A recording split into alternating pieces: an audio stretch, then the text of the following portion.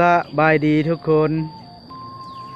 ตอนนี้เราอยู่ที่บ้านทาราดเนาะเมืองแก้วอุดมแข่งเวียงจันทน์เนาะ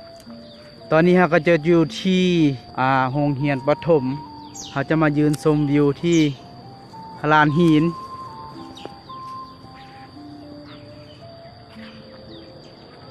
เนาะ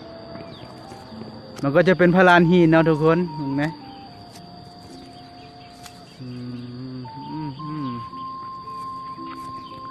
ส่วนทางล่างมันก็จะเป็นแถวบ้านทาราดเนาะมันจะเป็นเขตลุ่มพอมันจะเป็นภูขึ้นมาดิทางนี้มันจะเป็นภูขึ้นมาแต่ว่านี่ก็บ่สามารถขึ้นมาได้เนาะมันจะเป็นเหวเนาะเหวเลิกวิวธรรมชาติเนาะแนมไปเขาก็จะเห็นวิวธรรมชาติฝั่งนั้นก็จะเป็นน่าจะเป็นเขื่อนน้ำงืมนึ่งหรือว่าเขื่อนไฟฟ้าน้ำงืมแห้งทำอิฐของประเทศลาวเนาะหรือว่าเผอิญอีกอย่างหนึ่งว่าทะเลลาวมันจะมีนักท่องเที่ยวไปลิ้นหน้าเขื่อนหลายเนาะสมัยตะกี้ตอนเรียนมัธยมประถมมัธยมม.ปลายเนาะมันจะมีนักท่องเที่ยวมาไล่เด็กน้อยวัยรุ่นเนาะเข้ามาลิ้นมาแต่เวียงมาแต่นครหลวงเขาจะมาเที่ยวนี่แถวกองเขื่อนเนาะเขาเอิ้นกองเขื่อนเขาจะมาลิ้นมาห้าหมู่มาห้าแฟนมาห้าอย่างเนาะเขามานัดกันอยู่นั้นแล้วก็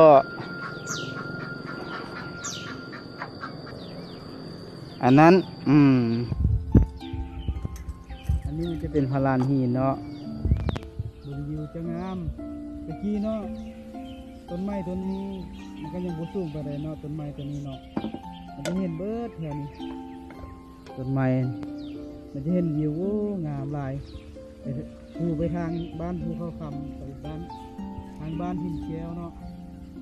ทางบ้านหินแก้วทางบ้านหินแก้วทางบ้านภูเขาคำหรือว่าบ้านแสงสว่างเนาะมีบ้านอันนาหลายบ้านมันจะไปอยู่ทางอันภาคใต้นี่เนาะมันจะเป็นโรงเรียนประถมบนเขาถ่ายเนาะมีหลักสัญญาณไฟฟ้าเมื่อสัญญาณไฟฟ้าเสาสัญญาณ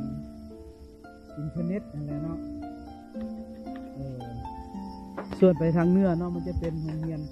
มัธยมตอนต้นส่วนมัธยมตอนปลายมันจะอยู่ที่บ้านท่าสันพูดเลยเนาะขี่ไปทางไกลนี่ไปก็ไปแหละไปทางบ้านท่าสันอันนี้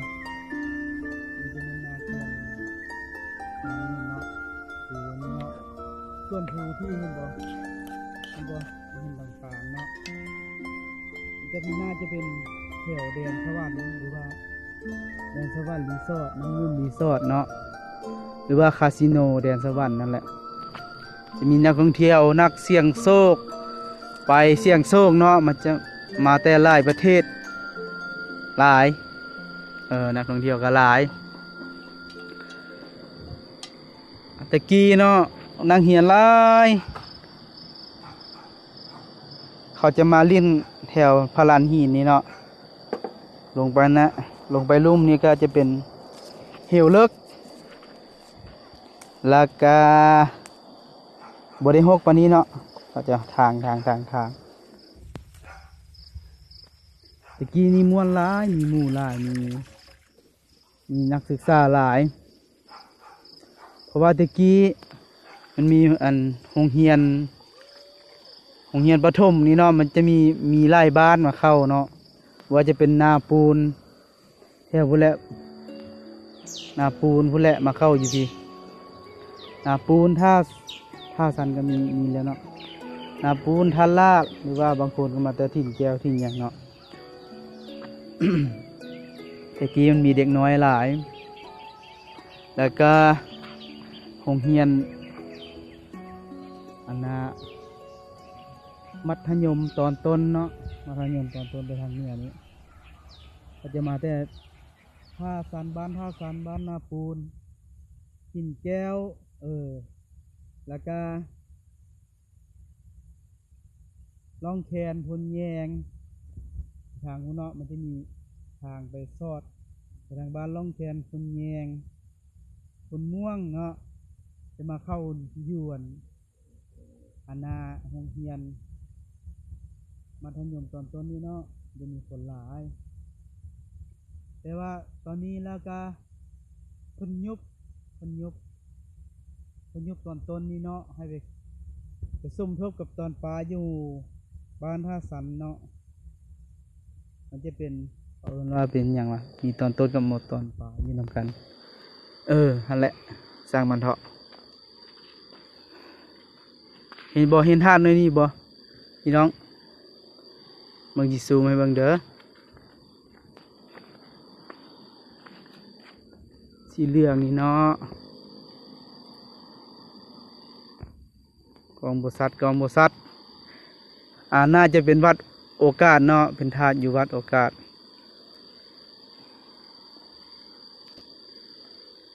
อยู่ฝากน้ำเงื่อมหมดเลย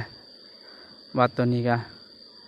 ทางไปเนาะเขาจะขี่รถไปทางสมมุติขี่มาแต่เวียงเนาะขี่มาแต่นครหลวงเนาะเขาจะขี่มาซื้อเลยจนฮอดขี่มาฮอดนี่มันจะมีทางเห็นบ่พี่น้องนี่ขี่ซื้อเลยจนฮอด3 แยก 4 แยก3 แยกบนตลาดทาราชแล้วเขาก็จะเลี้ยวขวาข้ามขวาไป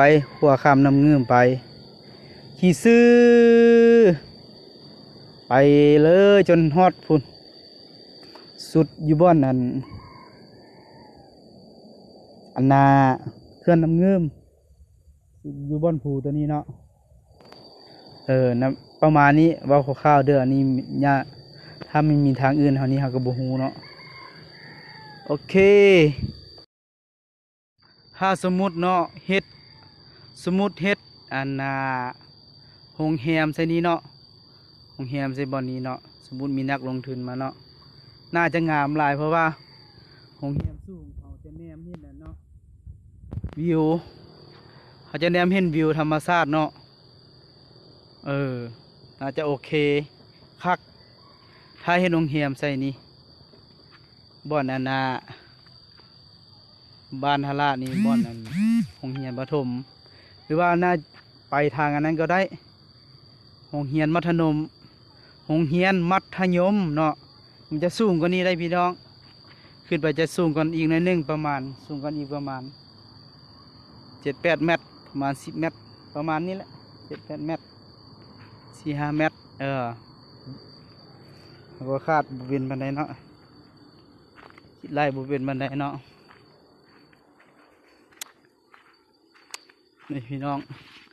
เดินบานกว้างนี่เดินบานสมมุติเห็นโรงแรมใช่เนาะบ่อนจอดรถนี่กะกว้างเห็นบ่ตะกี้เนาะยนต์เนาะประมาณนั้นปี90 ปลาย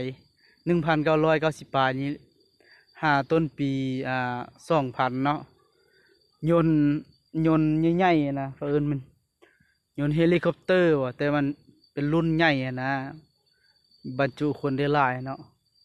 มื้อนั้นแล้วก็ฟ้าลมแบบอากาศแปรปรวนหั่นแหละเนาะยนต์มันก็เห็นบ่รักษานีตัวนี้รักษาสัญญาณตัวนี้ยนต์เกือบต่ำรักษาสัญญาณตัวนี้นะใครแต่ว่ามันมาลงนี่เนาะข่อยก็อยู่แถวนี้แหละข่อยก็อยู่ไกลๆเล่นมือเฮือนมือสารยานดิแถวนั้นมันก็จะมีตู้ตะกี้เนาะบุญเดินบานบุญเย็นประตูบานตัวนี้เนาะบุญประตูแล้วก็บุญหัว